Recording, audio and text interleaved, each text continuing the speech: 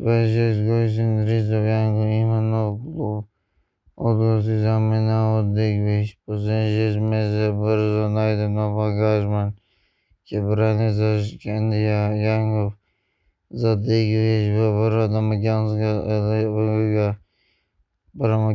лига на 12 надбирателни отбори.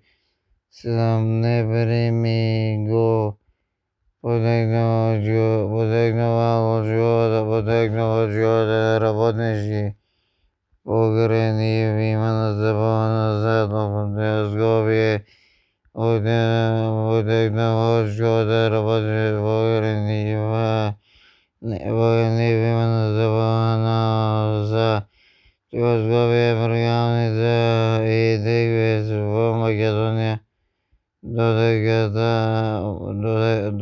постранствата Каспий от Катанцан и Богдила си от Румъния. За работнички бизнес мас бедното има 13 нова глава и нова стенци. Жизнева дърника 2018-2019 за работни има 2017 нова глава, нова стенци, нова жури, нова дърни картона. 19-2020 за работнички има 1 настъп, нова глава, нова стенци, нова жури, нова дърни картона. 2020-2021 сезона работнички има 29 настъпа, нова глава, нова стенци, 20 жури, нова дърни картона. 17 настъпа, нова глава, нова стенци, жури, нова дърни картона. 2022 Каспий Акто има 2 настъпа, нова глава, нова стенци, нова жури, нова дърни картона. 2022-2023 Влас има 14 настъпа, нова глава, нова стенци, 2 жури картона и нова дърни картона. 2013 Влас 63 Янко, нова стенци, нова жури, нова 61 стенци, нова глава, нова стенци, нова жури, нова дърни картона. 2013-2023 Бургасница 12 настъпа, нова глава, нова стенци, жури, нова дърни картона. 2025-2024 Дигвиш 12 настъпа, нова глава, нова стенци, нова жури, нова дърни картона.